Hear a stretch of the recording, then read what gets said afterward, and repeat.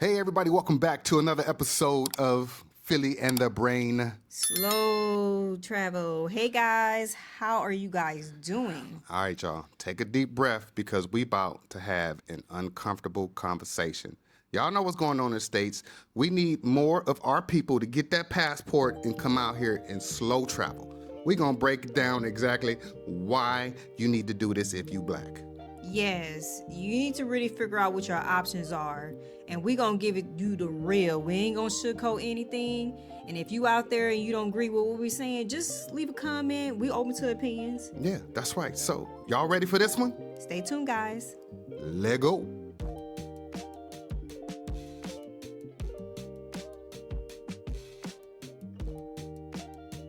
Before we get started, do us a favor and do all the things. Like, comment, share, subscribe, hype, hell. And don't forget to hit that notification bell twice so it says all. Yeah. So you don't miss another Philly in the Brain video. That's right, guys. By you taking the time out to like our videos, hype them, it tells YouTube to keep pushing out the message. Because more people need to hear it. Especially this one. All right, so just to let y'all know how this episode is going to go, we about to have an uncomfortable conversation. We're going to talk about what's going on in the States and why we think more of us should get out here and slow travel. But so we don't end up in YouTube jail, we're going to go ahead and throw up our content of all of our travels. You know, it is a travel channel. Yes, it is, guys. And we would not be us if we did not talk about this particular topic. We have to. We have to. For our people back home. And if you want to leave a comment, you don't have to come at us all crazy. Think of your comments as, if you don't understand, this is a safe place for you to ask questions and learn. We're not here to attack one another, all right? All right. So with that being said, hope you're not easily offended because, it's going down today. So something I've been sitting with, something we've been sitting with, and, here's out. Black Americans are in survival mode all the time. It just ain't fair. And a lot of us have normalized it. Like, we wake up, we grind, we come home exhausted, we do it again, and somewhere along the way, we stop asking, why am I doing this here? That's true. And we know we have audience of all colors and race, so we appreciate you guys. We know that you guys are, if you're back home, you're feeling the struggle right now that's going on in America. And even if you're not, say, for example, if you have a successful job or career, you should be aware of what's happening. Do not allow your current status to keep your mind closed and to keep your eyes closed. You need to wake up and really see what's happening today. That's a good one. Wake up, because that's what basically we're trying to do. We're trying to shake some of y'all awake. I mean, like, let's just keep it real. Most of us are poor in America. Middle class is gone.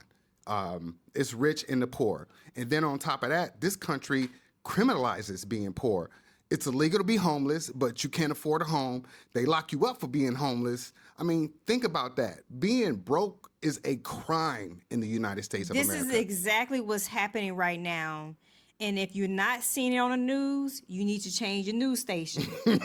For real. Also, start expanding what you watch on TV. Start looking at international news. Yep. Because honestly, they are not capturing everything on the news. And if you've been paying attention, you'll see that a lot of the biggest networks, a lot of the people who've been there for years, like CBS. they're being let go. CBS just got neutered, y'all. Like 60 Minutes, a program that's been around for my whole life, and it's always gave the real, it always delivered for the people. Like, they just fired old boy because he was like, no, I'm not going to sit on TV and lie.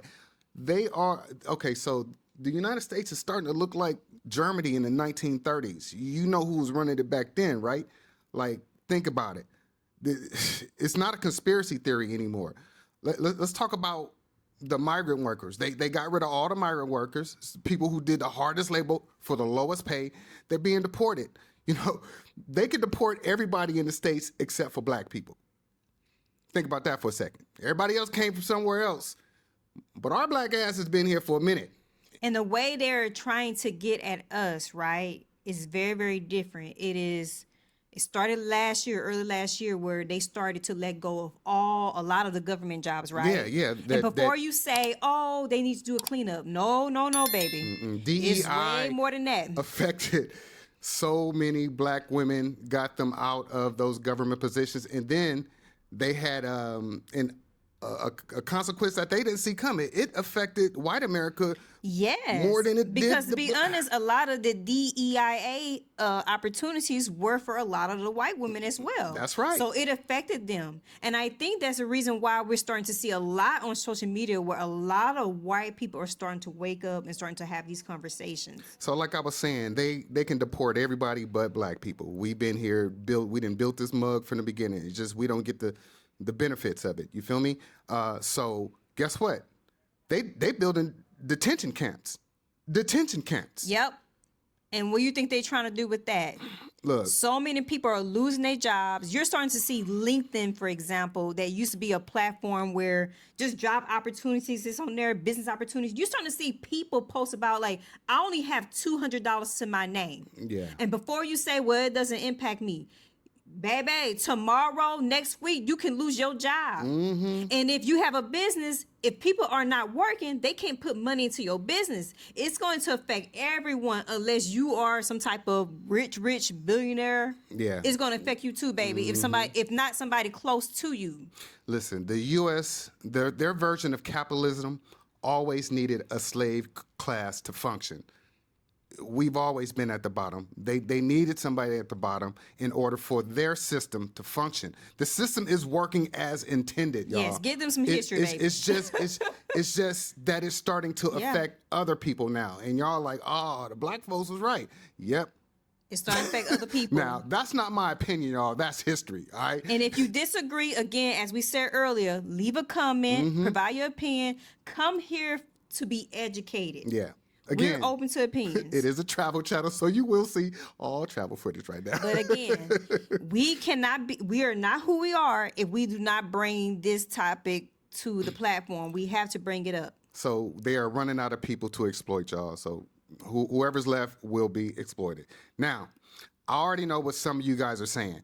My ancestors fought and died for this country. I'm not going anywhere. You know what? I actually respect that opinion. I respect that. I do.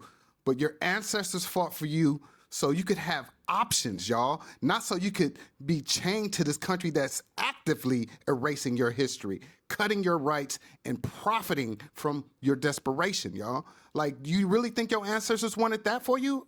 No, they didn't. Look, we got to shout out our Black Utopia. Rick and Halisi, y'all be keeping it real. And yeah, we watch your channel all the time, guys. And I think Halisi said it the best. She said, they're poverty pimps. They're making money off of our oppression. They're selling us hope about the America that never existed for us. And we keep buying it, y'all. We keep buying it. And let me say this. I know there's a lot of people out there back home that just feel like they don't have any options, the ones who want to leave. And one of the first things you have to do is start looking up what may be available for yourself. Start doing your research. We didn't end up here without doing that. We're not rich. We're just everyday people figuring it out. You have to figure it out for yourself. And for those of you back home that say, well, I have young children. There are schools in a lot of these countries. You can homeschool. You can homeschool. I mean, real. you got to think about the options when it comes to your children, your family growing up in America, as far as what America is now becoming. America is not what it used to be. It is not. The all in great and come there for opportunities. It is not. And if you're back home and you say, you know what, like Phil said earlier, my ancestors fought for us to be here. Well, I get that they did, but if they could just if they could just change everything we fought hard for, right? Our people fought hard for with just a stroke of a pen. What does that tell you? 1965 Voting Act, they coming after the 14th Amendment. Soon as that 1965 Voting Act was repealed, the next week, Tennessee was like, all right, tornado warning, forget that tornado. Let's go ahead and figure out how to hurt black people. Like, it's crazy. The Supreme Court of the United States just did some shady shit. Oh, Lord, I'm sounding like Khaleesi right now. And it's like, and then there's, and I'm on social media a lot, and I read the comments, And there are people saying, well, I'm staying in my country. Even the young folks, some of the young folks, I'm staying in my country. My ancestors fought for the country. Well, what are you doing to fight? Are you just saying that because of fear? So back to the folks that got kids. I can't leave. I have kids. I have grandkids. Say less. We hear you, y'all. We hear you. Every circumstance is different, and we get that completely. But ask yourself this. If you do nothing, your children are going to inherit this problem. If you do nothing, your children are going to inherit this problem. Is that the legacy that you want to leave? Is that what your ancestors fought for? Yo, okay. And then I got my church folks. I love my church folks, but some of y'all got to get your head up out the sand. Like, and before, you say something like, I'm trusting God, guess what? So are we. We are believers, but faith without movement is death. Can you pray yourself out of a burning building and refuse to walk to the exit? No, you need to take action.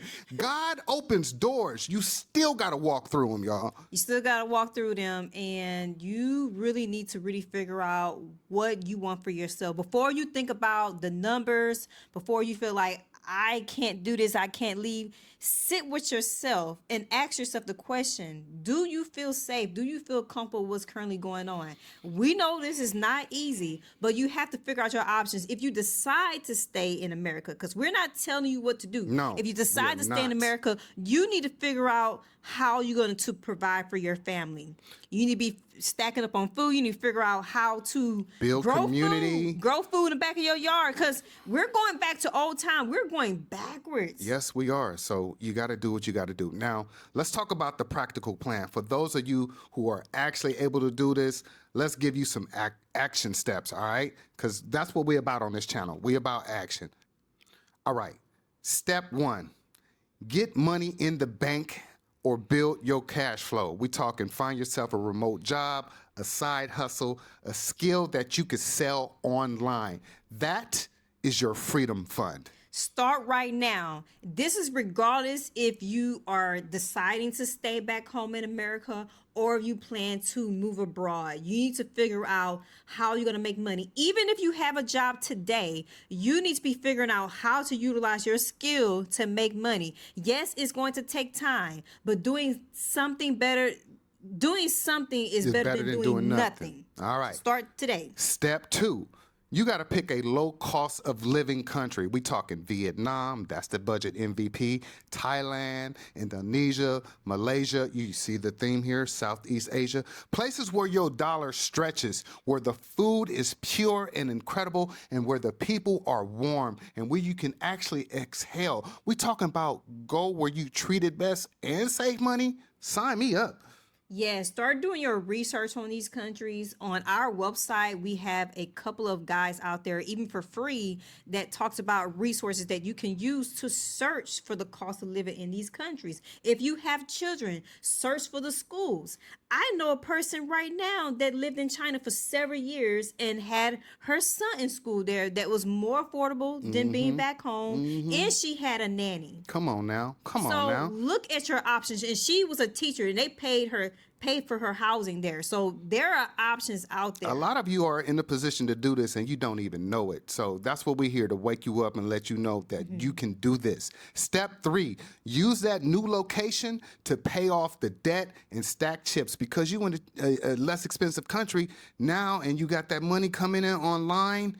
This is when you get rid of that debt and build real wealth. This is important. Wealth. And you may say, why I need to do that if I'm leaving the country? Well, may not affect every debt item you own, but if you owe taxes, you may be stuck at the border trying to get back into the U.S. to visit family. You don't want that issue. You still want your passport. That's to right. work. You still got to pay your taxes too. On top of that, because you still need to utilize your passport around the world. We're talking about building real wealth and not this paycheck to paycheck illusion of stability. All right. Step number 4. You need to build multiple income streams. One paycheck is one emergency away from crisis, all right? We believe in multiple income streams. Yep. Start day one. And we have a guy out there that talks about how to turn your skills into income. It's a step-by-step guide that gets you to think about what are your skills, whether it's personal skills, where it's skills you learn from work, whether it's skills you learn from lifestyle skills, and to decide whether or not if you actually like your skills, because you really need to like what you do, because you may not make any money the first several months. You may not make any money for the first year. You need to understand that and be honest with yourself. So we do have a guide out there. Check it out on our PayHip store. Listen, this sounds overwhelming, all right? But you don't have to do it overnight. But you do have to start. How do you eat an elephant? One bite at a time. You got to start somewhere. Look at us as your accountability partners. We are here to help you again. We've been on this journey for a year now. We're not perfect. We're not rich. We're just two normal people that made it happen. That's you guys right. can do this. You have to start somewhere. Look, if you can't leave, we get it. Build that community, like we said, hold those close to you, and figure out an exit plan. Like Halisi said, somebody got to be the Harriet Tubman in your family. We got to get out, and we have to come back and bring somebody else with us, because the States ain't it, y'all. It ain't lit. It ain't it. Now, look, if you can leave, it might be your time to go. Not because you're running, because you deserve better. You deserve to live somewhere where you're treated better. Man. Yeah, and if you can't leave, like Phil said, if you can't leave, you need to be, if you own a house, you need to figure out how to grow food in the back of your yard.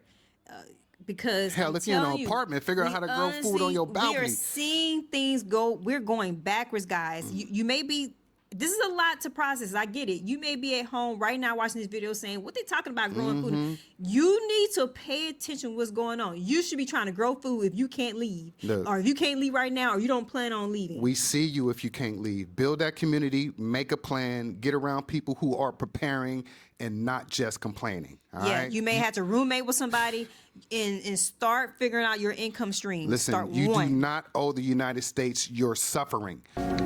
Message! You do not owe your ancestors the change you are currently in. Your ancestors wanted better for you, so go get it, all right? Look, if this video resonated with you, subscribe. If you're new, drop us a like. Give us a hype. This one took a lot out of me. Yeah, it did. And, you know, we just have to put this information out for everyone. It's not just about Black people. It's impacting all of us. You know what I mean? Because this is really what's happening. It's just crazy. Like, it seems like we're living in a dream. It really does. So if you're new, subscribe. Drop a comment. Remember, comments, let's learn from each other. If you got questions, let's not attack each other. This is a safe space here. Yes, it's important to learn from each other. And if you're not Black, don't say, well, you guys always complaining, or you guys are not experiencing this and that. Walk a mile in my shoes. Do not say that to anyone that's Black, because you have to be in their shoes. All right, and drop in the comments, what's keeping you in the States? Let's talk about it here. Let's talk about it. Let's talk about it. And share this video with someone that needs to hear this information. All right, we're going to leave you with this little video we put together. We appreciate y'all for being here. Thank you so much, and share this video. Take care, guys. Peace. Wake up! For generations, Black Americans have carried the weight of systemic inequality, a constant struggle against oppression disguised as policy and patriotism. The promise of progress often felt distant, and the fight for basic rights unending. In recent years, a new realization has dawned. The pursuit of happiness, peace, and opportunity might lie beyond American borders. This is the story of the Blacksit, a strategic, deliberate movement of Black families choosing self-preservation and a new beginning in Southeast Asia. The decision wasn't impulsive. It was born from a deep understanding of history, a refusal to gamble their children's futures on institutions that seemed to falter. They sought not to run from hardship, but to refuse to normalize it. They watched as scholars, attuned to the early warning signs of societal unraveling, quietly relocated. This was the canary in the mine, a signal that resonated deeply with a people shaped by generational memory. The journey began with careful planning, researching new lands, and connecting with Black expat communities online. Southeast Asia emerged as a beacon, a region offering a significantly lower cost of living, robust internet infrastructure for remote work, and a welcoming environment for people of color. From the vibrant streets of Bangkok to the serene beaches of Da Nang, the promise of a different life beckoned. Arrival in Southeast Asia was a sensory awakening. The air was different, the sounds unfamiliar yet intriguing, and colors very vibrant. Initial adjustments were made, navigating new languages and customs, but the warmth of the local people and the immediate sense of community among fellow Black expats quickly eased the transition. They found spaces where they didn't have to code switch, where their Blackness was met with curiosity rather than prejudice, and where they could simply just be. In Thailand, Malaysia, Indonesia, and Vietnam, they discovered not just a lower cost of living, but a richer quality of life.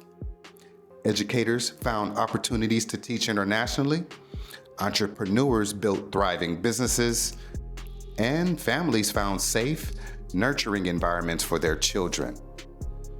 They embraced the local culture, savored new cuisines, and formed deep connections within their new communities. This was more than just living abroad. It was about finding a true sense of belonging and building a legacy of freedom and financial independence. The next great migration was not an end, but a new beginning, a testament of resilience, agency, and the unwavering pursuit of a better life.